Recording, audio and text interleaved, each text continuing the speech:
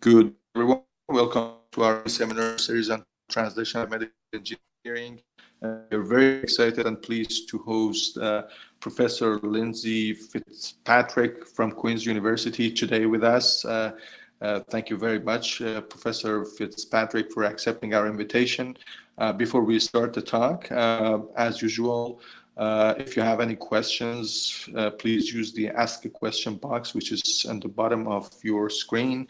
You can also say hello to other participants and share your thoughts about the talk with others. I'd like to mention that this talk is sponsored by the Canadian Biomaterials Society, as well as Montreal Transmedtech Institute. So our next speaker is Professor Marc-André Botan from Laval University, and he will be talking about his research on biomaterials for medical imaging. Make sure that with handle TransLBME or check out our LinkedIn, both myself and Dr. Salvaggi. And again, I'd like to reiterate our appreciation for Montreal Transmedtech Institute, who has been with us since almost the beginning of this seminar series. So with that, and without further ado, I'd like to invite Professor Lindsay Fitzpatrick, who is an assistant professor in the Department of Chemical Engineering at Queen's University. She received her Bachelor of Engineering in Chemical Engineering and Biosciences from McMaster University and a Ph.D. in Biomedical Engineering from University of Toronto's Institute of Biomaterials and Biomedical, IBBME, in 2012. She then moved to Atlanta to do a postdoctoral fellowship in the Wallace Coulter Department of Biomedical Engineering at Georgia Tech before joining Queen's University.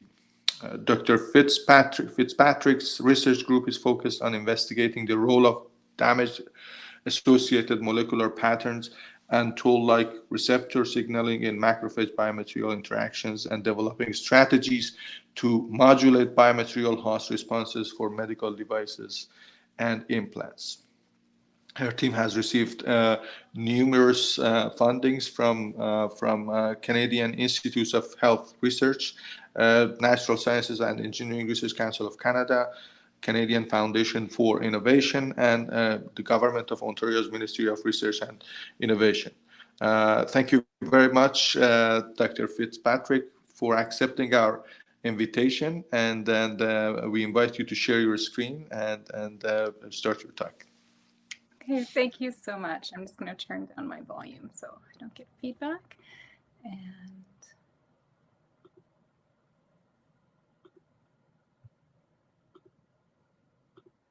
okay.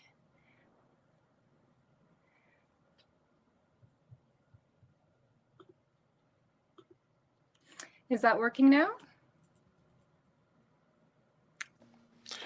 Does that look okay? Yes. Yes. Okay, yes. Wonderful. Yes.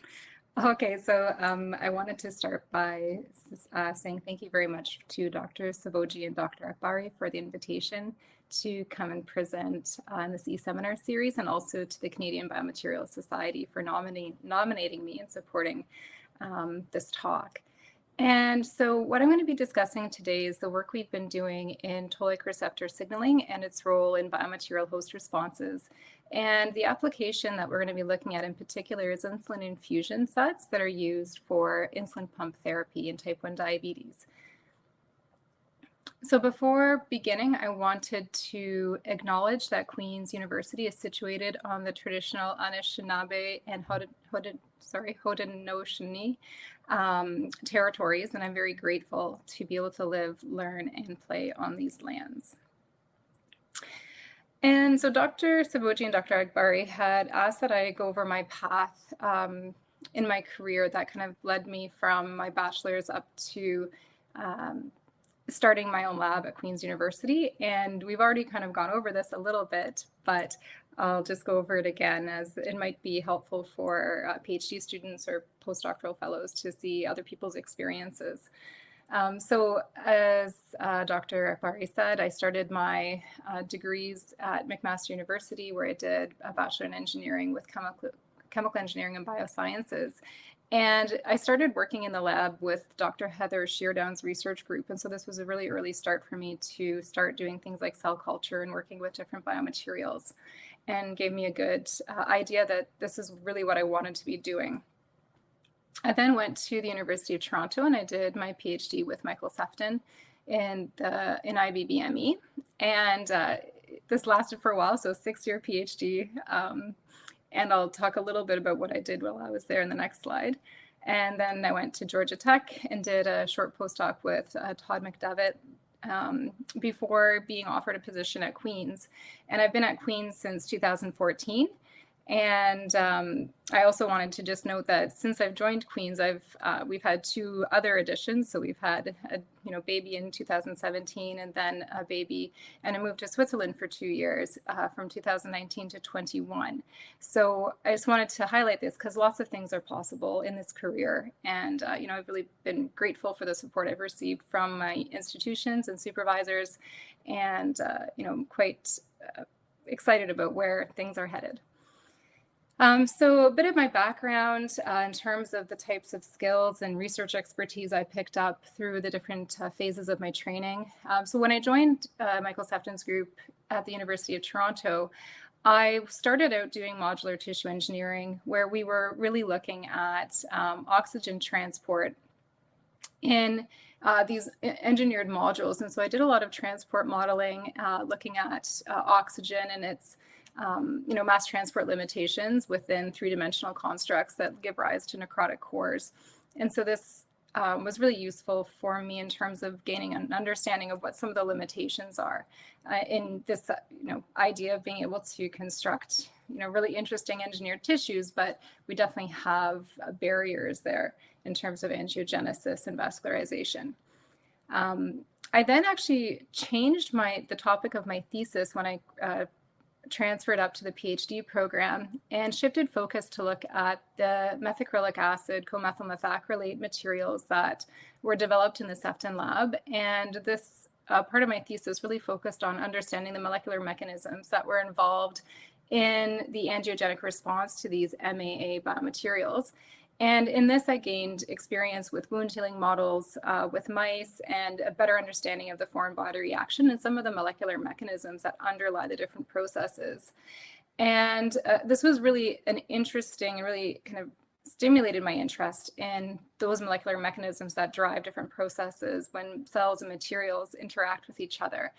And this really also gave rise to my interest in toll-like receptors, because at the end of the PhD, I was left with a lot of interesting genes that were doing things within a wound bed treated with these types of materials. For example, we had increases in sonic hedgehog and decreases or increases in osteopontin and lots of cytokines. And when we did a gene ontology analysis, the toll-like receptor pathway came up, and I thought, oh, this is a really interesting pathway. Why are we seeing this? Because my knowledge at that point was that toll-like receptors were mostly involved in pathogen sensing. And so this is what sort of kicked off my interest in this pathway.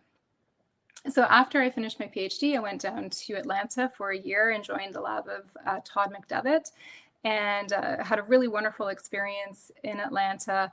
I gained some skills in doing embryo body culture and matrix decellularization and keeping up with the wound healing theme within that research. And then I got the opportunity to interview at Queen's, and it was just a really great match, I think, and I was very lucky to receive an offer to join the Queen's faculty. So I ended my postdoc early and joined chemical engineering. And so, as I said, that's kind of the background of how I got to where I am now with my own research lab. And the focus of my research is really on these molecular mechanisms that are involved in biomaterial host responses and trying to understand how these responses are initiated, and then what mechanisms we might be able to perturb or try to change in order to change, short-term or long-term outcomes. So the biomaterial host response is, a very familiar topic for many people in the field of biomaterials. I'll just give a brief overview because I know that these e-seminar series are attended by a very broad audience and can also be viewed afterwards. So just so that everyone is familiar with the context in which I'm going to be presenting. Whenever you implant a material, the initial step or the initial event is really damage to the surrounding tissue where that implant is going, even if you're using a minimally invasive technique. And so that vascular damage and tissue damage that occurs kicks off a hemostasis response, where we have a provisional fibrin matrix formed at the implant site and also protein adsorption that occurs on the surface of the material. We get recruitment of innate immune cells, so cells like neutrophils come kind of earlier and are replaced later on by macrophages as a predominant cell type. And in this acute phase, these immune cells are trying to clear the wound of any cell debris or pathogens if present, and also secreting a lot of cytokines that are stimulating further inflammation. In a healthy wound, typically this inflammation would then resolve and you would get, proliferation and repair of the wound and then eventually remodeling and ending up with a healed wound. But in the presence of a biomaterial, that persistent surface that's foreign, that stays within the wound, perturbs that response, that normal wound healing response. So we get the adhesion of macrophages onto that material surface, and this is mediated by the adsorbed protein layer. And as time goes on, these macrophages will continue to secrete cytokines. In certain cases, you'll frequently see fusion of macrophages to form giant foreign-body multinucleated cells or foreign-body giant cells. And these adherent macrophages and foreign-body giant cells can persist on the surface of a material really for the lifetime of the implant. As we progress through the inflammatory phase, these cells also secrete cytokines and different growth factors as they start recruiting fibroblasts from surrounding tissue, and these fibroblasts lay down a fibrous capsule that will completely encapsulate the implant over time. And this is sort of the traditional basic view of what's going on in a foreign body reaction. And we know, however, from recent research by a number of different groups, including Dr. LSF's group. If anyone saw the Canadian Biomaterials presentation, she really highlighted that there's a number of other types of cells that are involved. It's not just about neutrophils and macrophages and fibroblasts, but there's also a lot of crosstalk that happens with cells from our adaptive immune system, so T cells and B cells, and how they modulate macrophage phenotype as they change from sort of a pro-inflammatory to a pro-fibrotic or reparative phenotype as time progresses. Now, the impact of the host response to a biomaterial can be varied depending on the application and the implant site and the size and trauma associated with putting that material in place. But some of the kind of negative outcomes that are observed with host responses is that you stimulate an inflammatory microenvironment. This can lead to altered blood flow, can expose the implant or any implanted cells to complex mixtures of stimuli, reactive oxygen species, and degradative enzymes. This can cause damage or degrade materials and also can affect implanted cells. In the later stages, we have fibrosis at the implant site, so this can impact the ability of the tissue to integrate with the implant, and this may have a number of kind of negative consequences. So this could be, for example, impeding mass transport, where you have a barrier to nutrient or oxygen flux. It may affect drug release profiles, and also the ability for biochemical sensing, so things like oxygen or pH or glucose.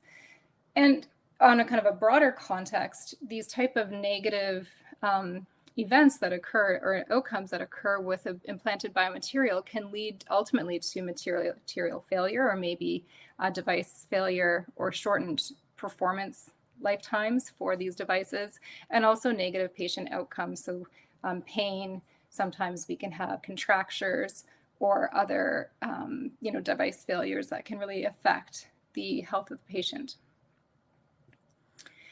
So the research I'm going to be presenting today is really focusing on two elements of this host response. The first element is what's happening in that protein absorption step when we have tissue damage at the implant site, and then how this affects downstream macrophage material interactions. And as we're getting started, I wanted to introduce this idea of sterile inflammation. And so sterile inflammation is a kind of well-known phenomenon that occurs when we don't have pathogens present, so there is no infection or contaminating bacteria or virus or fungi, but we still have a robust inflammatory response that's elicited in response to some type of danger signal.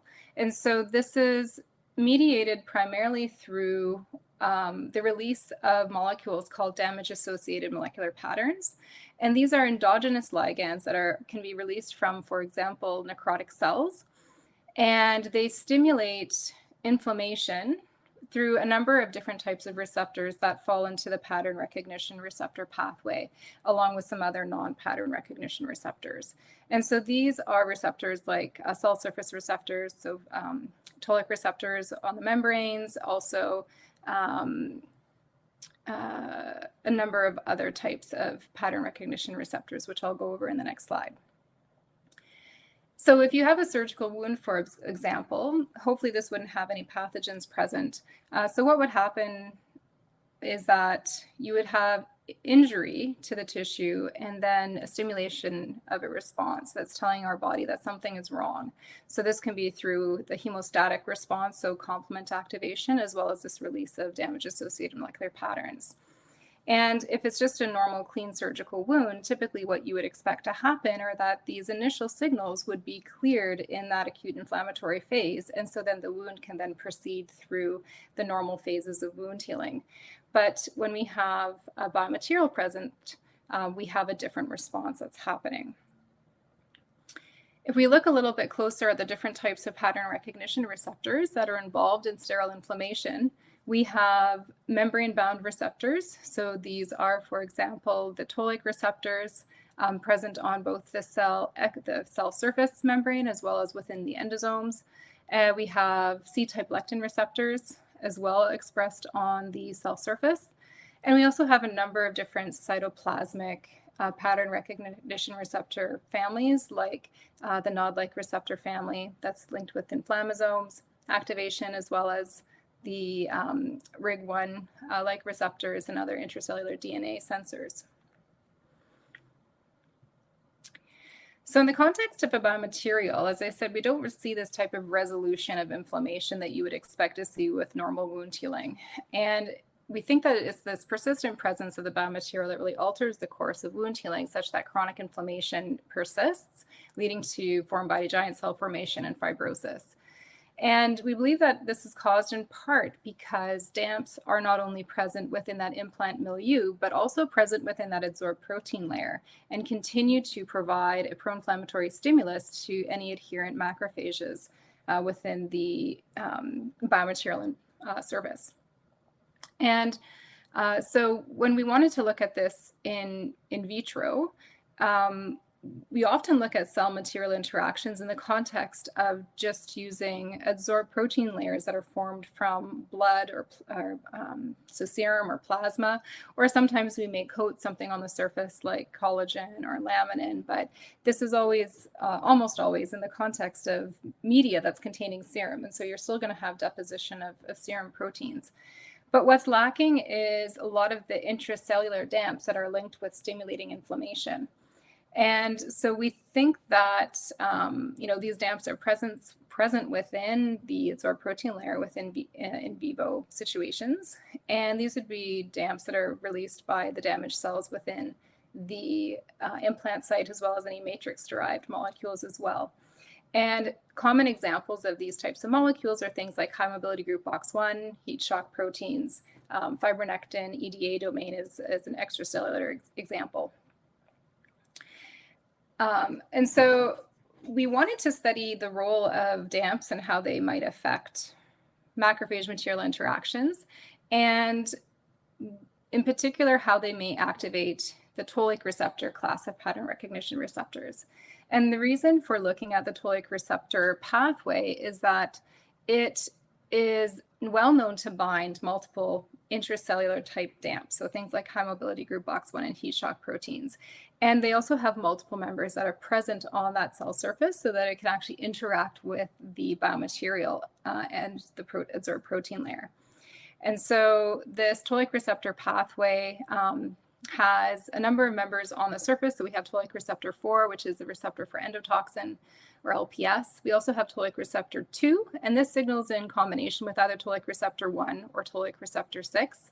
And then we also have toll-like receptor 5. And at the cell surface, these signal through the MyD88 canonical pathway to activate NF-kappa B transcription factors and AP1 transcription factor families.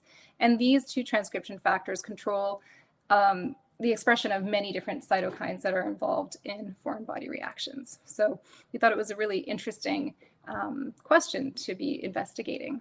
But in order to look at how this was happening, we had to develop a model where we could include damage-associated molecular patterns within that adsorbed protein model.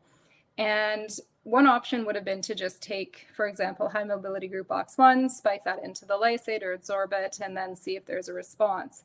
The limitation with doing it that way is that we don't really know what DAMPs are adsorbing on the surface, and we don't know what receptors are important. So if we kind of cherry pick one in particular one, we're sort of going down a very prescribed pathway and not maybe missing some key information. So instead, we looked at how DAMPs are generated in vivo, and so this is through necrosis of a cell. And we thought, well, maybe we could induce cell rupture and collect those intracellular molecules and then use this as a complex mixture to model the release of DAMPs in vivo. And so we did this by taking mouse 3T3 fibroblasts, freeze-thaw cycling them to lyse them, and then collecting that lysate. And running Western blots, we knew that the high mobility group box 1 and heat shock proteins were present. So those are some of the major types of DAMPs that people study. And then we would adsorb this either just as pure lysate or as a lysate spiked into plasma or lysate spiked into serum. And then we would always use either serum or plasma as a negative control.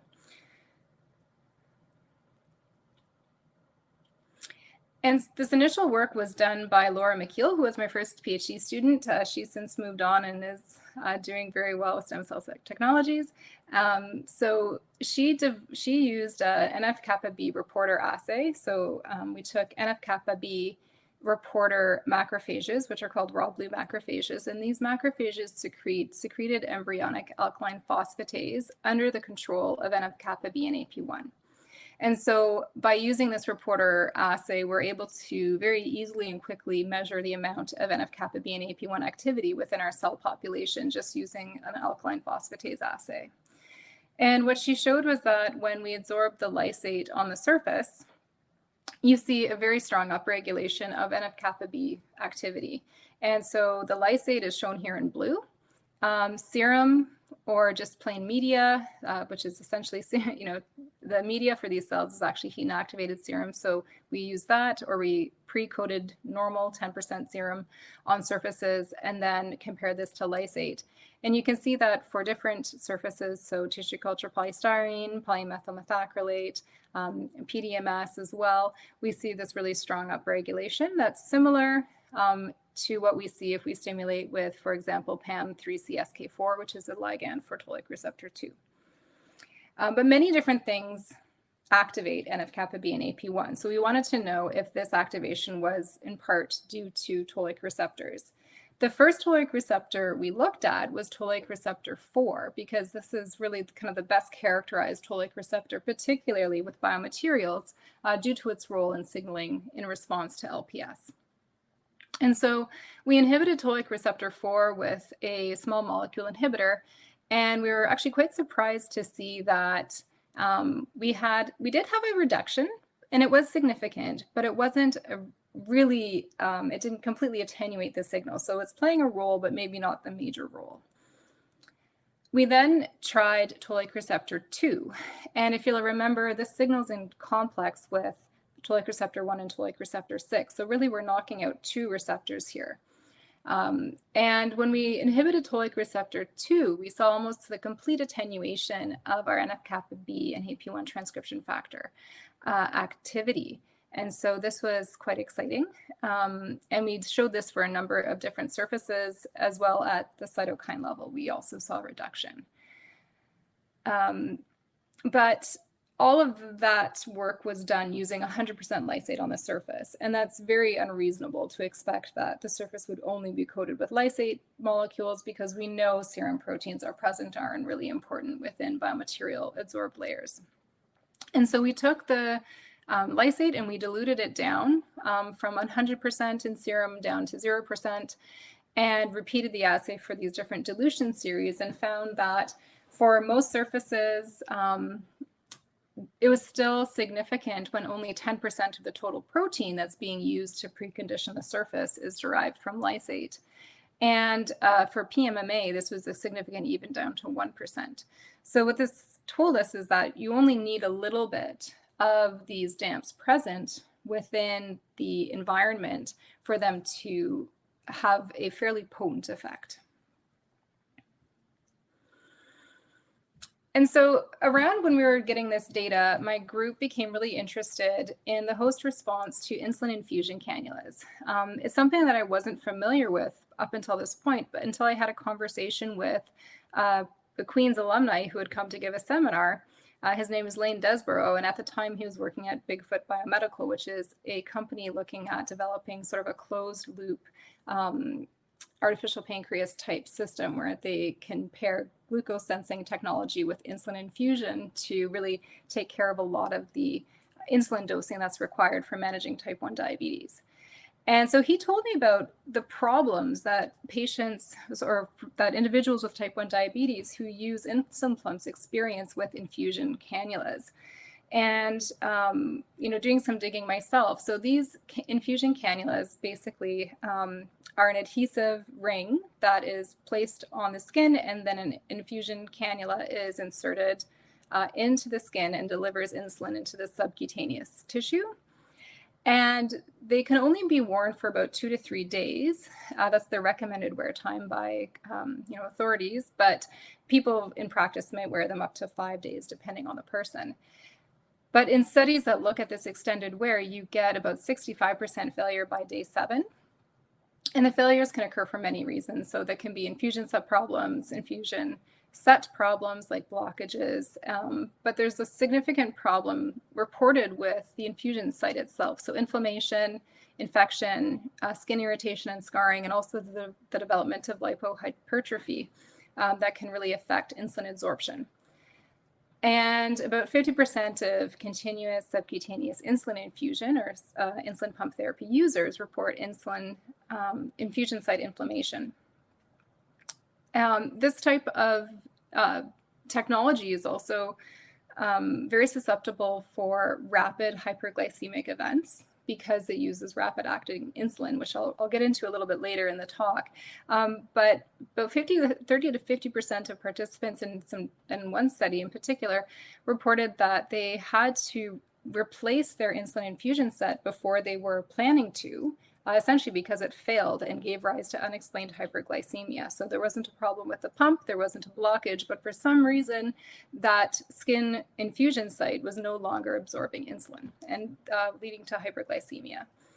And so the cause of unexplained hyperglycemia and other adverse events surrounding insulin infusion sets is not well defined.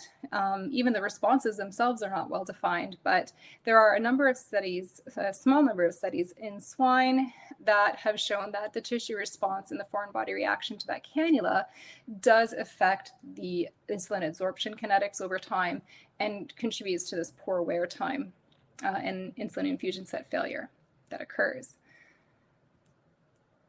So we thought this was a really interesting application to test our model in, or to explore, because these toll-like receptor and DAMP interactions would really, we would expect them to affect the acute phase of the host response, so that 2 to 5 day window that we see with insulin infusion sets. And so we wanted to test our model on a similar type of material. So insulin infusion sets are typically polytetrafluoroethylene, or Teflon, or stainless steel. And so we coated surfaces with a material that's similar to Teflon. It's called Teflon AF. And we look to see, do we see the same type of increase in response to lysate, and is it attenuated when we use the toll-like receptor 2 inhibitor? And we showed this. So in blue, this is the toll-like receptor inhibitor. And you can see that both in human THB1 blue cells and the mouse raw blue cells, we see that decrease in NF-kappa B AP1 activity when we treat with toll-like receptor 2. We don't see a lot of change with toll-like receptor 4 showing consistent results. And if we take a MyD88 inhibitor, so if you think back to the slide where I showed the signaling pathways, MyD88 is an adapter protein that works for many of the different toll-like receptors. All of them except for toll-like receptor 3 and toll-like receptor 4 uses another adapter protein as well. And so if we inhibit the pathway at that level, we again see this reduction in NF-kappa B and AP1 signaling. And so we wanted to explore this response in greater depth. And we have a number of questions that we're trying to answer. So one of the first questions really is, what does the host response to an insulin infusion set look like in humans? So there's been some studies done in pig, both normal and diabetic pig, and we do see that, a typical foreign body reaction, but whether or not that translates to human and how it translates is not clear. We want to know, what role does the insulin play in the cannula host response? And, do toll-like receptors play a role in this response to the PTFE cannulas? And this really represents a complex problem, because not only is it a cell material interaction or host response problem, but you have other, competing interests. So you have to take into consideration, what are these insulin analogs doing to my environment? How is it all affecting insulin absorption and the management of type 1 diabetes? And also, how does this play out in the context of type 1 diabetes that is associated with dysfunctions in both immune cells and fat cells where the insulin is being injected? So the first thing we wanted to do was build upon our preliminary results using the reporter cell line by moving into primary macrophages. So we did this in primary mouse macrophages for a wild type strain, a toll-like receptor 2 strain, a knockout strain, and a MyD88 knockout strain. And we took Teflon AF and coated it onto surfaces. We then absorbed either lysate spiked 10% into plasma, or plasma. And then we added our differentiated macrophages, cultured them for 24 hours, and looked at their cytokine profile and gene expression profile. And so there's a fair amount of data from this study that I'll try to walk us through, but highlighting the really important things. So first, just to orient yourself, in the red boxes here, these are the wild type mice. And so you can see in this first column, we have the response to plasma. The blue bar represents the 10% lysate spike into plasma. And then the gray bar is our toll-like receptor 2 signaling controls. This is the PAM-C3SK4, which is the toll-like receptor 2 agonist. So what you'll notice with the wild type mice is that we see that similar response, where when we have lysate present, we see a really strong increase or upregulation of gene expression for a number of different cytokines. So this is IL-1 beta, so interleukin-1 beta, interleukin-6, NOS2. So these are pro-inflammatory factors, but we also see activation or expression of markers that are more associated with M2 macrophages, so arginase 1, IL-10. And so we're not really getting a distinct polarization necessarily, but we're seeing a lot of activation. When we look at our knockouts, the first set are the toll-like receptor 2 knockouts, and you can see that they have almost no change in gene expression for any of the different surfaces or surface treatments, nor does the MyD88 knockout. So we see very similar responses for MyD88 and toll-like receptor 2 knockouts, and really a muted response to the lysate. What was interesting, and we'll kind of come back to this theme with TGF-beta, is that in the wild-type mice, the lysate and plasma spike actually decreased the expression of TGF-beta at the gene level, as did PAM3SK4. And so TGF-beta is associated with fibrosis and activation of fibroblasts as well as tissue repair. And so this is typically seen at later time points, but at 24 hours in this model, we're seeing a decrease in response to lysate. When we looked at the concentration of secreted cytokines, we saw very similar responses. So in this group, we have the wild types are highlighted again in red. So in terms of plasma, if we look at interleukin 6, in plasma, we see, expression of interleukin 6, but it's fairly low. And when we move into the 10% lysate in plasma, we see a really strong upregulation at 24 hours of interleukin 6. So this is going up to about 600 picograms per mil. We see similar trends with TNF alpha, IL-10, IL-1 beta, and CXCL1, as well as RANS or CCL5. When we look at our toll-like receptor 2 knockouts and our MyD88 knockouts, again, we see that attenuation of the pro-inflammatory response. So this is confirming that when we use this type of absorption, so lysate absorbed onto different surfaces, it is mediated strongly by toll-like receptor 2. But a question that we're often asked and that we ask ourselves is what's in this lysate and what's absorbing onto the surface? So we did a proteomics analysis of either lysate, 10% lysate spiked into plasma, and we did the liquid chromatography tandem mass spectrometry through the Hospital for Sick Children, their Spark Biocenter. And so we got the data analyzed by a proteomics specialist who did a better job than I did when I first tried to look at this, but I'm learning. And what was really interesting, and I'll just show one kind of slide pulling out the data from this, is if we compared our 10% lysate in plasma to plasma alone, what we see is an enrichment of known damage-associated molecular patterns on the surfaces that have the 10% lysate spike. So the green molecules in green show the 10%, the enrichment on this surface, whereas this side of the volcano plot show the enriched molecules in plasma. And if we go through and kind of assign these proteins to families of proteins, we'll see that on the plasma side, we see lots of fibrinogen, lots of apolipoproteins, as well as a serum amyloid protein.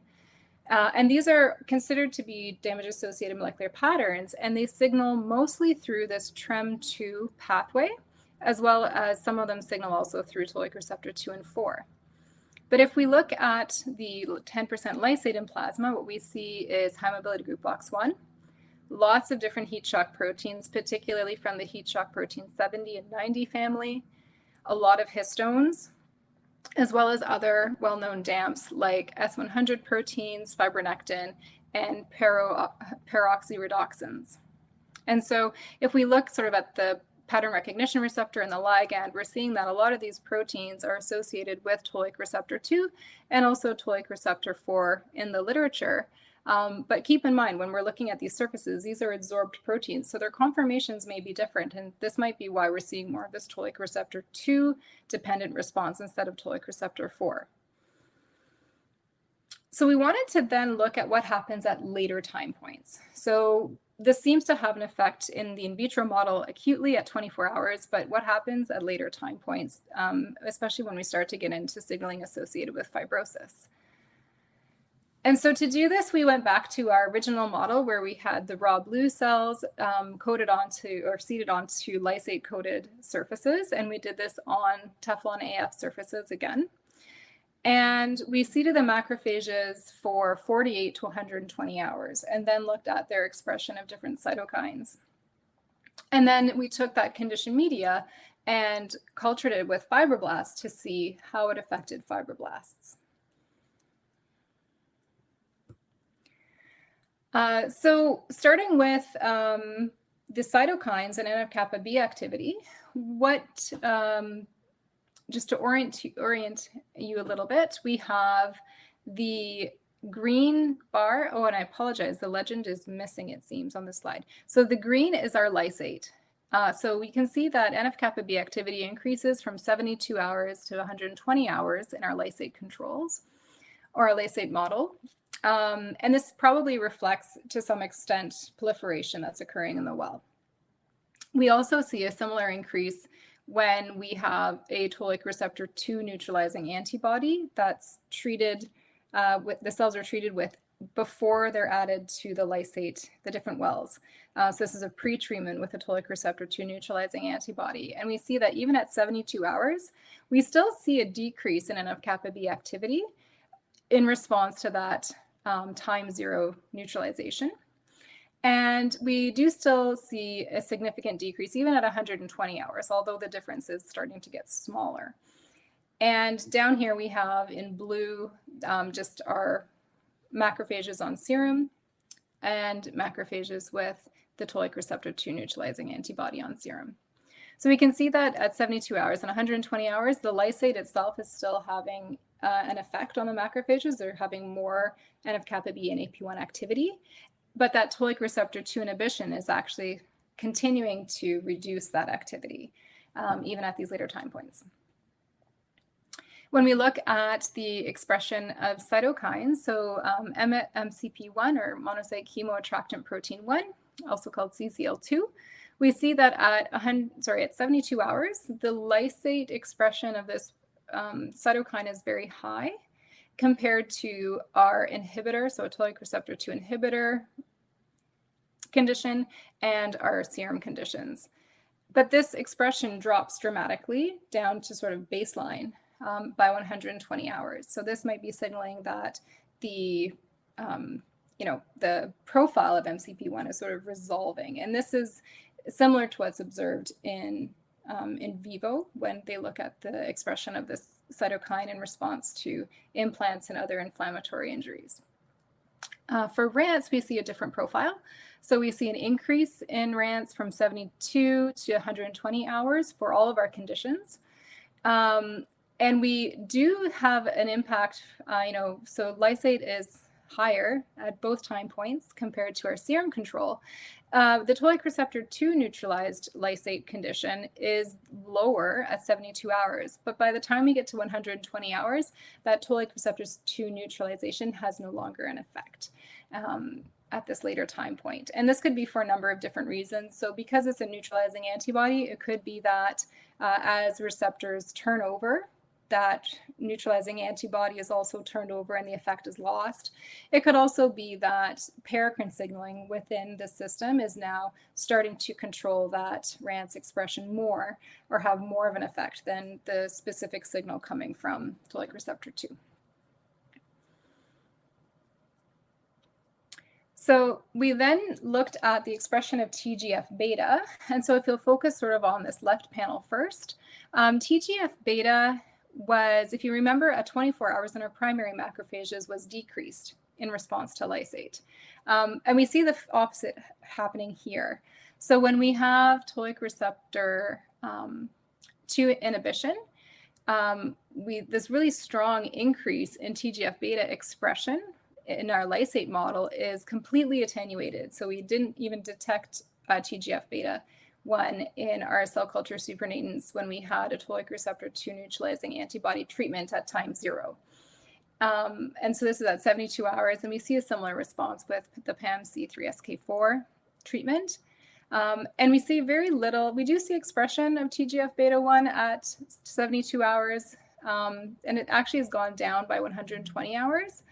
Whereas in our lysate control models, the lysate is really continuing to stimulate TGF-beta 1 expression at 72 and 120 hours, and the toll-like receptor 2 neutralizing treatment decreases this significantly. when we took the conditioned media from these different macrophage cultures and added it to fibroblast cultures, so using 30% conditioned media, and then culturing the fibroblasts for 48 hours, what we saw was kind of what you would expect. So we saw in our serum conditions very little expression of alpha-smooth muscle actin. So this is a marker for myofibroblast differentiation. And so we don't see a lot of green staining in these samples, indicating that alpha-smooth muscle actin isn't being expressed or expressed strongly. When we look at lysate, so the lysate conditioned media, you can see really did induce expression of alpha-smooth muscle actin at both 72 and 120 hour conditioned media conditions. And for the conditioned media that from macrophages treated with a neutralizing antibody, that expression is decreased. So you can see, you know, obvious to the eye that we have less expression of alpha-smooth muscle actin in our toll-like receptor 2 treated conditioned media samples. And similar effects are seen with the PAM3CSK4. This is our positive control, so the TGF-beta1, that's dosed at 10 nanograms per mil, and you can see really good spreading of our cells and strong alpha-smooth muscle actin staining. So just showing you sort of relative to what we see with TGF-beta1, it's not quite as strong a differentiation, but we are seeing that alpha-smooth muscle actin expression. And this is reflected in the gene expression for these cells. So we looked at the gene expression of two myofibroblast markers, so alpha-smooth muscle actin and osteopontin, and we found that we do have an increase in alpha-smooth muscle actin, but when we look at whether or not it's significant, it's not significant in terms of the ANOVA, but the fibroblast media spiked with the TGF-beta is. And so this is kind of a strong myofibroblast differentiation. And so we're seeing some here, but it's definitely not as strong. And that might be because the amount of TGF-beta present in the conditioned media is lower. So we're only dosing it with about 0.6 nanograms per mil compared to 10. And the other thing that was interesting is that we do see osteopontin expression in response to TGF-beta, but we don't see it in our conditioned media samples. So this is suggesting that it is having an effect starting a fibroblast, maybe myofibroblast differentiation, but it certainly isn't as robust as treating with this one strong signal. And the other thing that was very interesting was that we observed at 72 hours, we were observing fusion of macrophages. So we are seeing multinucleated macrophages within the cell cultures. And so to look at this a little bit better, we repeated the experiment, but used a higher cell density to encourage cell fusion. And you can see that at only 72 hours with no fusion factors present, the macrophages that were cultured on the lysate-coated surfaces had much higher fusion rates compared to the 10% FBS. So we're only getting about 5% fusion, which compared to a response with IL-4 or IL-13, for example, is low. But considering that those factors aren't being added exogenously, we thought this was very exciting. And so you can see some of the multinucleated cells within our system at only 72 hours, which is also quite fast for macrophage fusion. And so we definitely want to explore this more. So if we come back to this idea of what's happening at the surface of a Teflon cannula, we've looked a little bit at the host response. And so at least with an in vitro model with damp absorption, we are seeing kind of similar results as what we're seeing before. And a lot of the macrophage activation that we're seeing does recapitulate elements of the host response or cell material interaction that's observed in vivo. So that's very exciting. But we also wanted to understand how all of this is perturbed by supraphysiological insulin analogs. So when a person with type 1 diabetes is using a continuous subcutaneous insulin infusion or insulin pump therapy, the way that insulin is delivered is that there's a basal rate of insulin delivery that can be pre-programmed. And so it's delivering a very low dose of insulin constantly through constant infusion. And then this is paired with bolus injections when a meal is going to be ingested. So breakfast bolus, lunch bolus, supper bolus, and there may be other boluses that are required to correct blood glucose levels. And the type of insulin that's used with insulin infusion sets are these rapid acting insulins. So they have a very rapid dissociation from their hexamer down to dimer and then monomer subunits, and then quick absorption into the blood, and they only have a bioactivity of about 4 hours. What this means is that you can get this very rapid absorption of the insulin, but it also increases risk of hyperglycemia and diabetic ketoacidosis if that insulin delivery is interrupted for any reason. And so if you look at the etiology of diabetic ketoacidosis in insulin pump patients, you can see that about 55% is caused by problems with the pump or the tubing. And this is compared to 20% for non-adherence or 25% with infection.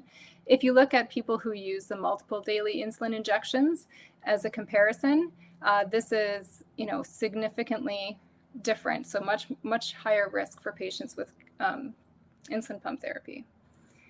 And part of the reason for this is this is an example of the histology of a cannula in diabetic swine. So you can see that if you inject saline, up to 7 days, you see, minimal inflammation at 3 days if you're injecting saline or insulin. But when you start getting out to 7 days, you're starting to see a strong inflammatory response and fat necrosis. And then by 10 days, you can see that in the saline condition, inflammation is resolving, but you still have this very strong inflammatory response occurring at 10 days with the human insulin. And so we think that there's an interplay that's going on between insulin and the cannula and that host response.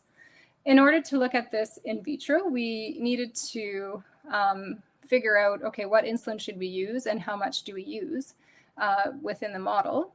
And we selected Humulin N as our insulin analog. And this is mostly pragmatic, so it allows us to have a longer action. So this will be, active up to about 18 hours in the cell culture, so we don't have to have constant dosing of a rapid-acting insulin. And the bioactivity or the mechanism of action of the insulins are very similar. So they're still binding to their receptors or having, a similar effect, despite the fact that there are some changes in the molecule to allow this longer delivery profile. And then we needed to look at, what concentrations to use.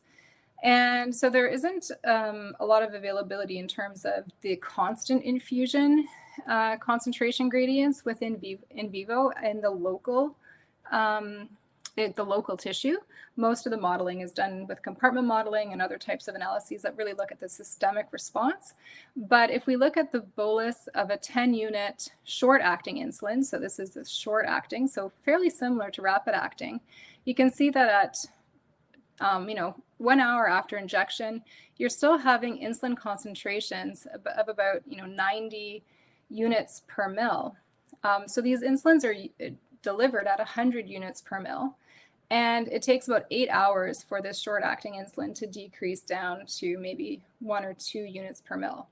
To put this into perspective, physiological insulin is 3 to 5 microunits per mil, and supraphysiological insulin is considered insulin's considered to be at a supraphysiological concentration above 1.4 milliunits per mil. So the concentrations that are being experienced at this infusion site are much higher than what the cells normally would be seeing. And so what does this do? So we thought that being, a reasonable first try, we would look at ranges from about 0.1 to 10 units per mil, because this is still very high compared to physiological insulin and seemed like a reasonable window to start with. And so this was done by Zhang. She's a Ph.D. student in my lab.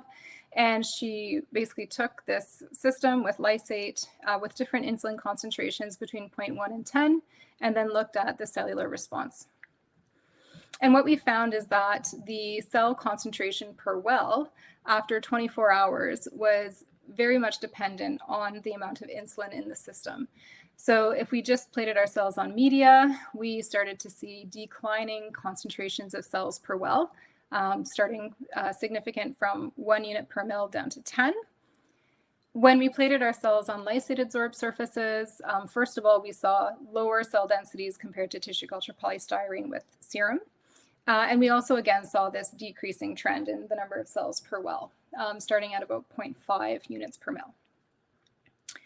When we looked then at the NF-kappa B and AP1 activity in our raw blue macrophages, and we normalized it to the number of cells per well, you can easily see a few things. So first, our lysate, of course, is really promoting the activity of NF-kappa B and AP1 compared to the media controls. And that once you reach 0.5 units per mil of insulin, we start to see an increasing trend of NF-kappa B activity per cell, meaning that this is exacerbating the effect of the lysate. And this effect was only seen at about 10 units per mil without that additional inflammatory stimuli present.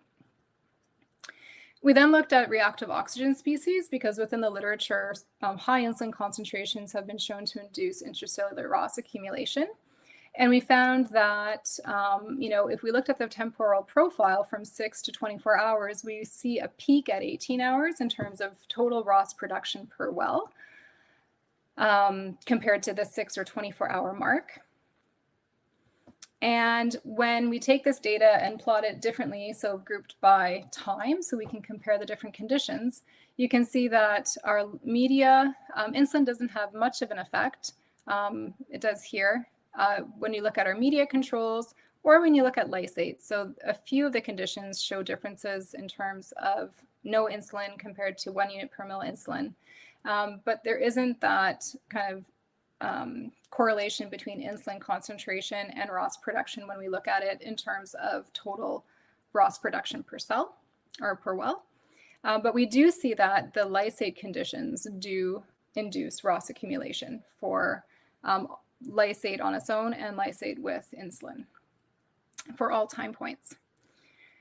We then took our cell density data and used it to normalize our reactive oxygen species to get a sense of the reactive oxygen species accumulation per cell. And you can see that, the lysate condition is enhanced in terms of ROS accumulation when you have the insulin present. So we've developed, and I'm sorry, I know I'm over, so hopefully I'll be wrapping it up now. So we developed an in vitro model of damp absorption using fibroblast lysate, and we know that we have those damps present on the surface, but we don't know how it compares to in vivo protein absorption. Can we make the model better? And what about lysates or homogenates from other cell types or tissues? So this is something that we're going to be working on. We've shown that this adsorbed lysate activates macrophages in a toll-like receptor 2 dependent pathway over 5 days, and it can recapitulate elements of that cell material interaction in vivo. But how does this really fit into the larger context? So it's not just a macrophage on a surface, it's a macrophage on a surface in an inflamed environment with different cell types and different paracrine signals and all of these other things going on. So it's great to look at it in vitro, but is it really going to, have an effect in vivo, and we need to obviously validate that.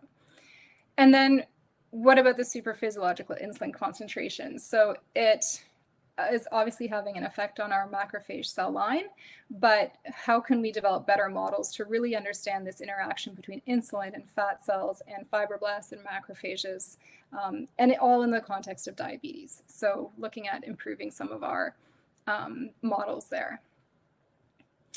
And yeah, so this is just some of our future work, but I won't go over it very much, work that's going on in the lab right now, because I've run out of time. But with that, I'd like to say thank you very much again to the Society for Biomaterials for inviting me to give this presentation, and also Dr. Savoji and Dr. Akbari, as well as my lab members. So these are the people who did all the work. So Laurel Ballantyne, Yusi Zhang, and Laura McKeel and Anuj Koshal are the ones who did the majority of this work, and as well CIHR for funding this research program. And that's everything. So I think I'll stop sharing my slides. And wonderful. Thank you very much. Can you hear me, Dr. Fitzpatrick? Can. Here we go. There we are. Okay, sorry, wonderful, wonderful. Thank you. Thank you very much. Right. So I just wanted to mention that while we were taking a break, actually, that our next speaker is Professor Marc-André Fortin from Laval University. Make sure that you mark your calendars for next week, and same time, and then to get most up-to-date information, make sure that you follow us on Twitter. Our handle is Translational BME. So very interesting talk, Dr. Fitzpatrick, and we have Orest actually, who was our previous speaker, also on this talk, and he asked you a question about collagen production during the during the process of profibrosis, process. Can you elaborate more on that aspect of this study? Yeah, sorry. So I'm getting a bit of feedback. So if I stutter, that's why. So we actually haven't gone that far yet. So we're currently looking at analyzing a lot of mouse data where we've implanted cannulas into fat pad and also subcutaneously. And so we're going to be looking at the collagen deposition and kind of disturbance, or I guess structural changes to collagen within both the fat and the subcutaneous environment. But I don't have that data yet.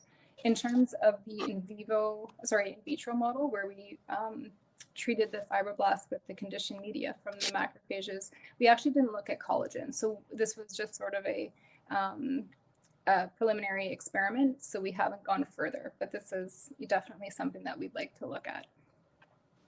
Wonderful. So I have, like, speaking of the in vitro model, I have one follow-up question, two follow-up questions. First of all, the first one is the cells that you use. So you used all human cells, like macrophages, No. and no, okay. So. No, sorry, I should have been more clear with that. So we actually use mouse cells. We either use, although we do have some data with human, but we've used primarily mouse cells to date. So what I showed today was a mouse macrophage cell line that we use as a reporter cell line. And so, so that's based on the raw 264.7 macrophage cell line. But of course, cell lines aren't great models. So we then did it with primary mouse macrophages derived from bone marrow. So those are the two main models. We have done work with the THP1 blue version of the raw blues. So where you have THP1 producing that secreted embryonic alkaline phosphatase. And we've done a little bit of work with primary human blood-derived macrophages as well. And we see similar types of responses, but we haven't done like a complete study with the human cells yet. But that's in the works. Okay, that's great. So you envision that there will be some translational basically benefits from the. Okay, that's great. And the second question I have is about, again, the in vitro model. So the surfaces that you use, I notice, are mostly hard surfaces. PMMA, PDMS is soft, but still, it's not like. Like gels. I'm getting into gels because, I mean, the field that I'm working in as tissue engineering, and then eventually, I mean, these engineered tissues, we envision to implant them in the body. Can you comment on how the immune system will respond to these types of, gel-like materials or engineered tissues? So I haven't worked with gels myself, but I can comment on a study that was done by Schwartzlander and Bryant. It was published, I think, 2015 in Biomaterials. They had implanted PEG discs subcutaneously in mice and then looked at the inflammatory response. And they actually did a proteomics assay. So they implanted them for 30 minutes, pulled them out, and then looked at the proteomics. And a lot of them, like the top hits, were what you would expect, blood-derived proteins, but they did note that there were DAMPs present. So things of, hemagglutinin group box 1, heat shock protein 70, annexins. So there were some of these DAMPs present within the molecular layer. the host response overall is going to, so sorry, does that answer your question? And just in terms of Yeah, what's going to be relevant in a hydrogel? So I think it does still, I think it depends on the material, because obviously there's going to, different materials will absorb different proteins. exactly. So I think that we see very similar responses with all of these, fairly hydrophobic materials that we are using in the model right now. We haven't gone to more of the hydrogel materials yet, although we'd love to try it. But I think that if you look at the, host response when we plant all these different types of materials in the body, they all elicit very similar responses. Maybe not exactly the same, but we do see elements of that foreign body reaction. Unless we're doing something else to perturb it, right?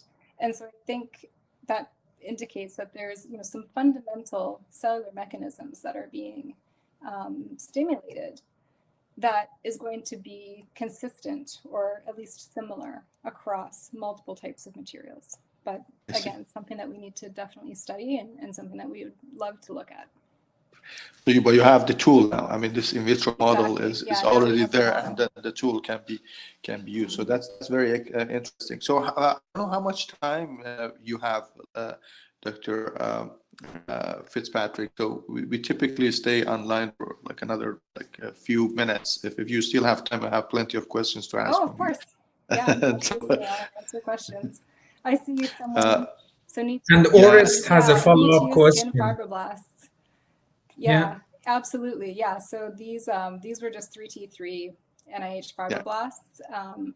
What we're looking at doing moving forward, so because we're really interested in, again, this insulin infusion application, we're starting to look at using sort of almost like a tissue engineered adipose tissue that we can derive from stromal vascular fractions that would contain things like adipocytes, but also other cells that are present, or we could put in fibroblasts, so that we can kind of see more of a model tissue response instead of just macrophages or macrophages and then doing this indirect cell culture with fibroblasts.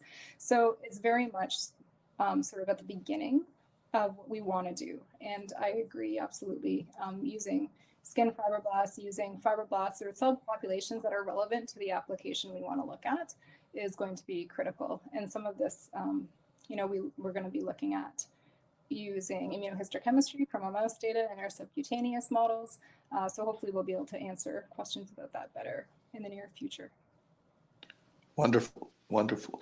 So speaking of the insulin infusion device or study that you've done, pretty interesting work. Yeah. I noticed that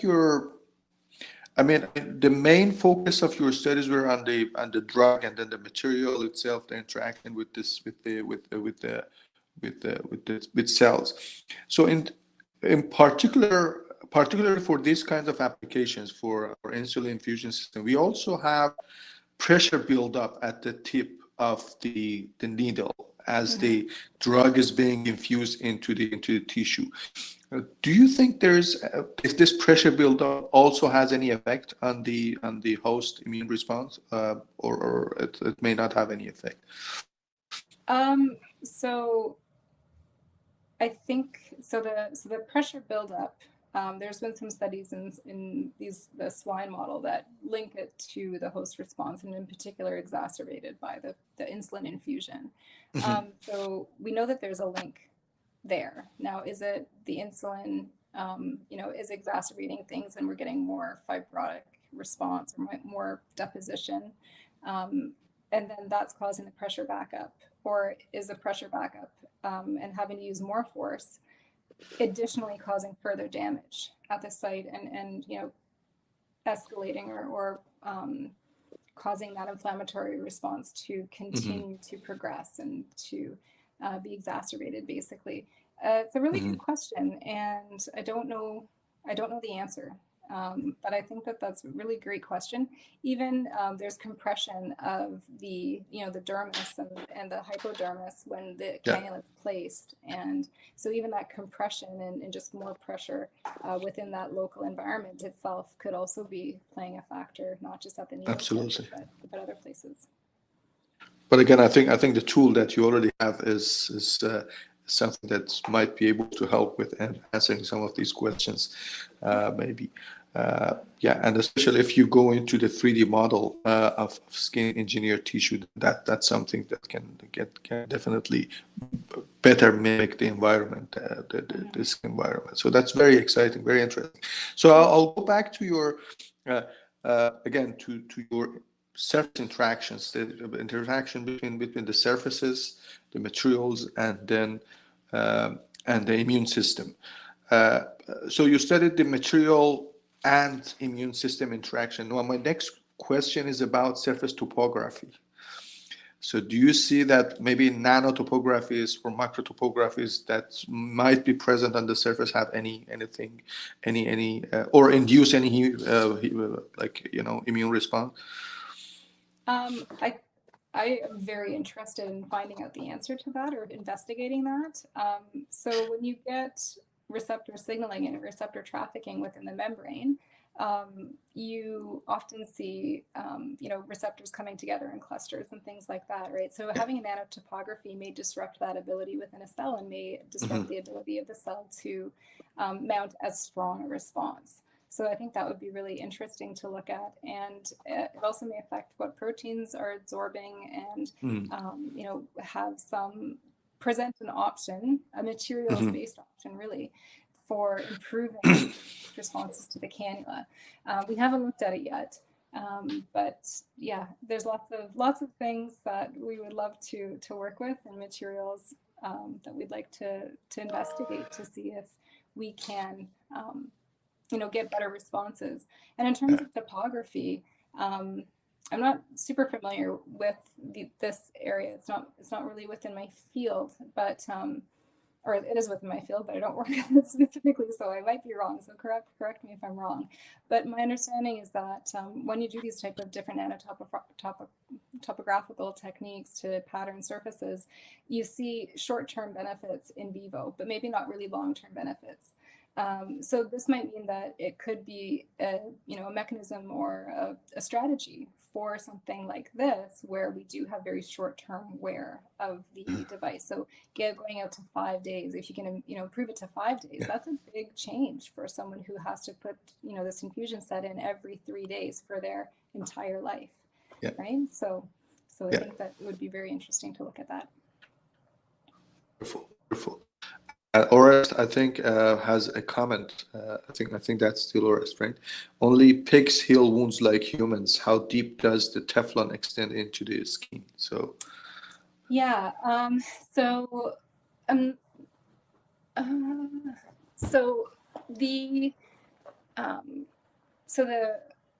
not exactly sure in terms. So I don't think.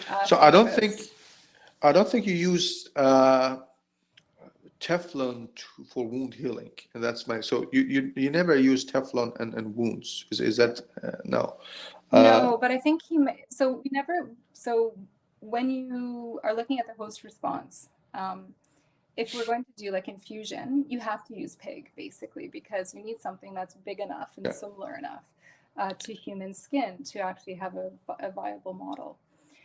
What we did with the cannula implants, I think he may be asking about the cannula implant model that we're kind of analyzing the data for now.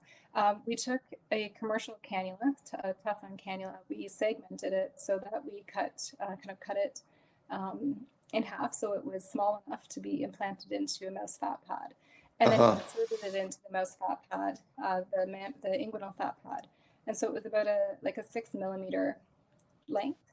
And we took a similar segment and just implanted subcutaneously it under the within a skin, like a pocket underneath the skin.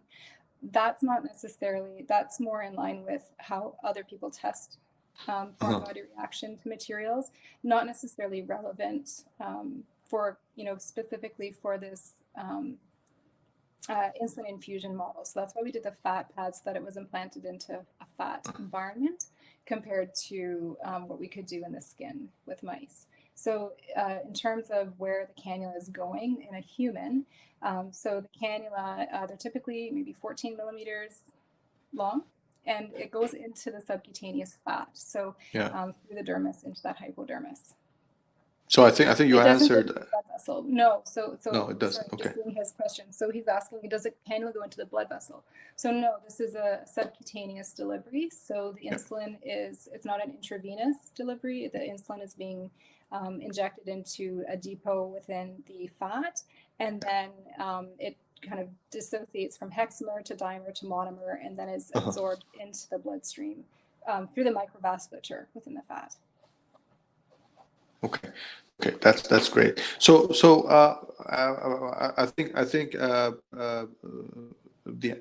you received the answer, or but if you need more clarifications, feel free to chat with our speaker in the chat box as well. So, but Lindsay, the in vitro model, do you see this being adopted by or accepted by the FDA or regulatory bodies for testing biomaterials? I would say in its current form, no. I think it's too variable. So when you do lysate, we're not selecting, to be considered consistent enough for that level of regulation. I don't think the model in its current form is there, but it doesn't mean we can't improve it and basically look at making something that is more reproducible, that can be standardized, can go through the QA and QC that you would need in order to be accepted by the FDA. So this is, maybe a very long-term goal for the model is, validating it against in vivo adsorbed protein layers, looking at how these adsorbed protein layers vary by location, by sex, by age, and being able to show strongly that this is a better model than using only, serum, or maybe serum with LPS. That's often used to stimulate macrophages, right? They give LPS. Well, hopefully there's no LPS present within a surgical wound, but maybe we can do better. But that's a long way away. But I do hope that people kind of, consider what we're doing and maybe look at different ways of stimulating their macrophages in more physiological ways in terms of tissue damage. Okay. Well, but have you had any contact or chat with regulatory bodies to present this work to them? Not yet. No, this is very much basic science right now, but it is definitely something that we would like to, make, more widely available and translatable. Yeah. Wonderful. I have one last question, and then I let Human to ask his questions. I mean, he was generous enough today. I texted him and then I asked him to let me ask my questions this time because I had many, and then I typically don't get enough time to ask these many questions from the speaker. So my last question is about. So the challenge. The challenge is that we implant a material in the body, and there is an immune response that is not desired, and the solution is to use an antibody, for example, or a drug. So how do you envision this drug or antibody being delivered to the site of implantation? So I think it's going to need to be very application dependent. In the context of insulin infusion, insulin preparations already contain more than just insulin. There's vasodilators, there's different types of drug in an insulin preparation.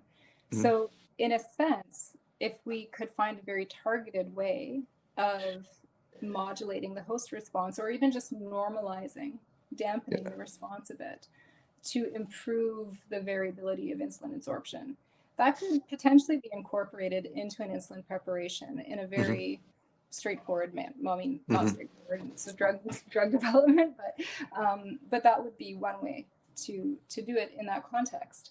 In the context of a different type of implant, so for example, if you are doing cell encapsulation and you want to immunoisolate your device and you don't want a fibrous capsule growing around it, that might be something that needs to be more of a delivery system. So a coating with a delivery system. One example, so there's implantable glucose sensors that are completely implantable, and they have a ring of, I think it's PLGA, that's releasing dexamethasone. And it's enough for that sensor to function properly for, I think, out to 6 months. And so depending on the application and how long it needs to be there, a pharmacological inhibition could work. But we also know once DEX is gone, you kind of get that inflammation and things start up again.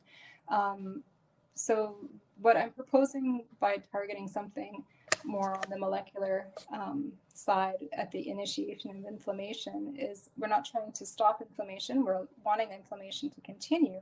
We just want to divert it a little bit so that instead of having a chronic inflammatory response with lots of fibrosis, can we do something in those initial days to dampen the response and then dampen subsequent, fibrosis and other complications that we see. And it might not be toll-like receptor 2, that might be too specific in the context of a really complex environment. But I know Stephanie Bryant's group worked with the MyD88 knockout mice, and she's shown really good reduction in fibrous capsule formation at much later time points in the MyD88 knockouts. So, that might be an option, or it might require a tandem approach, not just one. It's probably not going to be a silver bullet, but a combination of better material design with some type of inhibitor or antibody being delivered. I see. Okay, cool. And it's also depends on the location of implantation as well. So how about brain? What is the so if like brain implants, how different they are as compared to, let's say, a bone implant? What can you elaborate on the differences? Probably. Well, I'm getting a little bit out of my depth, so okay, so give you my opinion, but yeah, implanted brain sensors are fascinating because they do have a very different environment, right? They have different subsets of immune cells, so the microglia present instead, but there's definitely an issue with that host response in terms of the sensor functioning and just keeping healthy tissue at that interface. But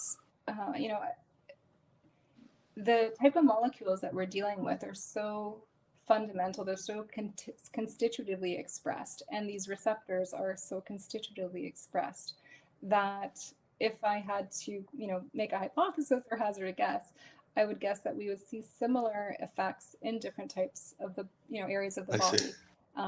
But I definitely won't be held to that until we are able to test it. Oh, very nice, very nice. Well, thank you very much, Dr. Fitzpatrick. I mean, I really enjoyed your talk. So I don't know, Human, if you have questions to ask from our speaker. Yes, I just want to thank Dr. Fitzpatrick for the great talk, and I enjoyed the discussion that you had with Dr. Fitzpatrick and Orest. Thank you so much for the great discussion as well. I just want to follow up the question of one of our audience, because we have lots of graduate students also in these kind of talks that we have. And, I just want, because all of us went through the graduate schools and then went through also the professional development, career development, want to get your advice on how they can improve or promote their competencies to get to graduate schools. And also, I know that you have also kind of, graduates that they went to industries, how they can promote those soft or hard skills to go to industry or academia, like in short kind of, answer. So this is obviously a very important question that we need to be able to answer for our grad students and postdocs. I can comment a little bit on the career path that I took compared to my husband. So my husband also did his Ph.D. In biomedical engineering with Heather Shear down at McMaster. And he wanted to go into industry. He had no interest in staying within academia. So we had very similar PhD trajectories in that we were both doing exciting research in, a particular field, but you could see from the beginning that we really started to diversify on what type of other activities we were doing. So I very much focused on research and, I was doing lots of conference presentations and that typical academic path. Whereas my husband was getting into, elevator pitches and innovation challenges and that kind of thing, and really having to put that more of a translational spin on his work and getting that aspect and that exposure, talking to venture capitalists and things like that. And our careers have really diverged, but they still are based on the same, strong fundamental sciences and good communication skills and the ability to network. And honestly, I am not great at going up and talking to people I don't know, but I make myself do it because it's really important. You learn so much about exciting research that's going on and potentials. And I think that's, very invigorating and motivating moving forward.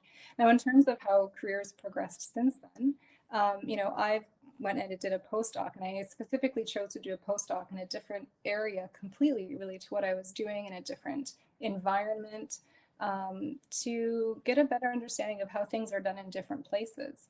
And that really helped inform different ways of supervising, things that were common that I really liked, things that I didn't find worked for me or may not work with my style. That was really helpful. And so paying attention, if you want to go that academic route, looking at how your labs are managed, what do you think will work for you? Because when you actually do start your lab, all of a sudden you're not really doing the research anymore, you're managing, right? You're managing research and you're managing budgets and you're managing how to get your grad students motivated and things like that. My husband went to a small startup company and then he became a medical science liaison with Bayer.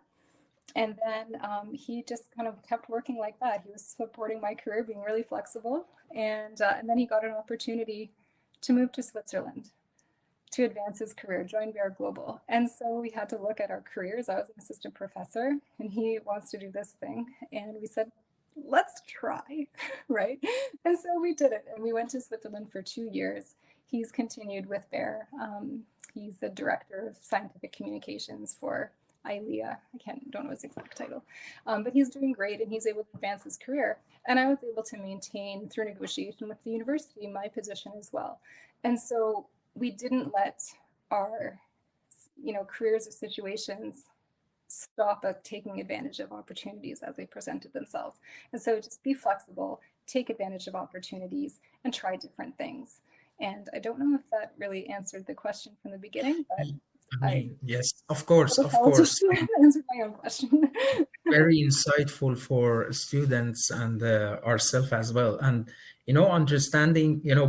understanding both sides. The partners also are very important. Because this is really difficult kind of decision to make. To go to another country and when two kind of scientists working or living together, deciding where to reside and where to to stay. Two-body problem. Yes. But I mean, everything is kind of understanding each other and supporting. So this is great. Thank you so much, Professor Fitzpatrick, and we really enjoyed your talk. And I hope also the audience also appreciate that. Yes, Mohsen, please, you can. I think we can invite your husband as well. I mean, it seems that he has a great career, and then that could be good to hear from someone on the other side. We are looking for speakers from industry and successful entrepreneurs to join this e-seminar series. So. If he has time, then we would love to have him. I'm sure he would be happy to come and speak. I mean, he used to be part of the CBME. Absolutely. And everything like that. And he did a career talk recently with McMaster, so I'm sure he would be awesome. Very happy. Then he is in our list. Then we will contact you. Add his name. Just put him in contact. It's recorded. It's recorded. Yeah, exactly. I've said yes for him. Wonderful. Thank you very much. I appreciate your time. We really enjoyed your talk. I also would like to thank our participants for joining this talk. You've been with us for 2 years now, and then and thank you very much for your patience and for staying with us so long. So with that, I'd like to conclude this session, and then we'll see you all next week. Take care. Thank you so much. Bye-bye. Bye.